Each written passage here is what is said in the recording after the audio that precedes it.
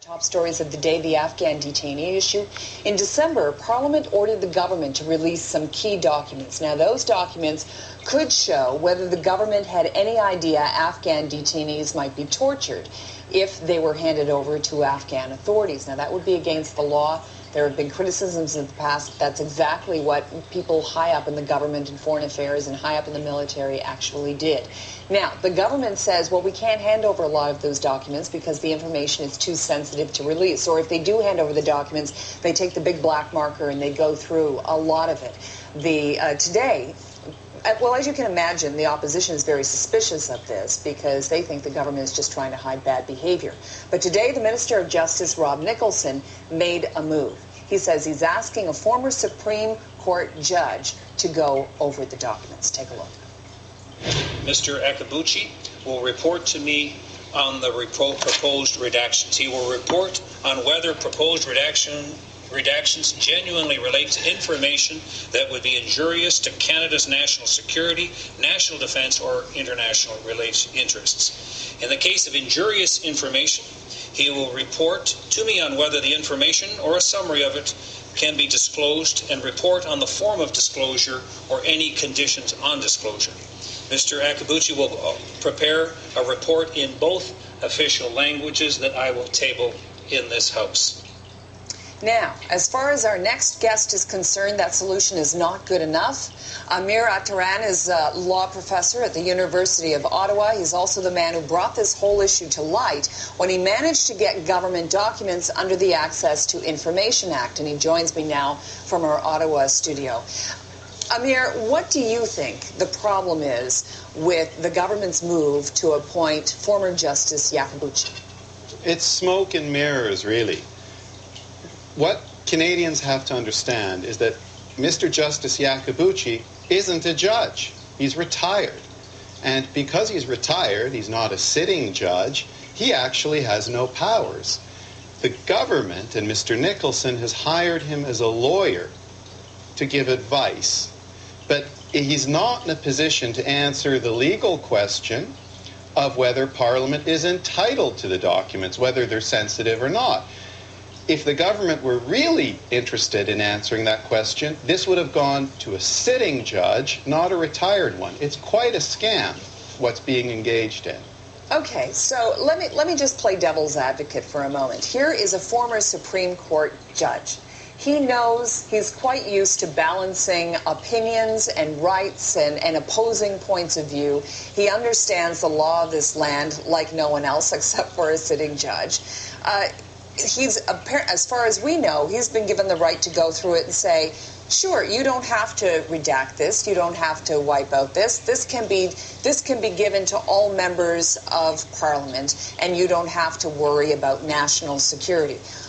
Essentially, it seems on the surface of it a fairly fair way of proceeding. But it's the legally incorrect way of proceeding. Parliament, under the Constitution, under the 1867 Constitution of Canada, has its privileges constitutionally protected. And one of those privileges is the right, not the option, the right to receive documents from government, not censored. And it doesn't matter whether it's an issue of national security. That's the law in Canada, and it's the law in Britain, and it's the law in other parliamentary democracies. In the United States, for example, Congress gets national security briefings, some members, every single day. There is no censorship.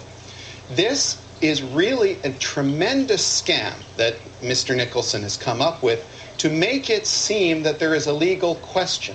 But because there isn't actually a legal question, because it is absolutely clear that Parliament is entitled to uncensored documents, 100%, Mr. Nicholson isn't willing to go to a real court. If he went to a real court, he'd get that answer, and he'd get an answer he didn't like. How would he take it to a real court? What's the process there? And if the government could, can Parliament and the opposition parties, can they not try to ensure that this ends up in a real court? The government could, if it wished, send a question to the Supreme Court of Canada on Parliament's constitutional powers to receive documents. Can it or can't it when it's a national security matter?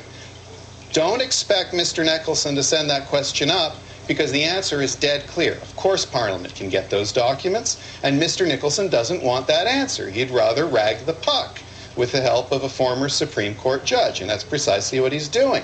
Is it only in the power of the government, though? I mean, could there be an act from Parliament to do the same thing, especially if all of the opposition parties got together? You don't need an act of Parliament. This is a constitutional power. It's in our Constitution. Let me be totally clear. Okay. What the government has done so far in failing to release the documents to Parliament, uncensored, 100%, is illegal. Mr. Nicholson is acting without legal authority. He is violating, the government is violating, the Constitution of Canada. Does that sound like a crisis? It should, because the Constitution is the highest law of the land, and in other democracies more advanced than the present government, this is not even debated. It's absolutely taken as granted. So what should happen from here, in your opinion? Well, the first thing is the government should hand over the documents. They are under a legal obligation to. Let's assume they don't. Parliament ordered it. Let's assume they don't. The options are numerous. The opposition parties could go to court. It's something that I think would be wise for them to do. Get the matter in front of a sitting current judge who has powers rather than a retired one who does not. The opposition parties could also seek to hold members of the government or members of the military or civil servants, bureaucrats, in contempt of Parliament for violating the order. That's another option. It will be interesting to see what Parliament, what the opposition parties do next. But this, mark my words carefully, has ceased being about Afghan detainees and whether they're tortured.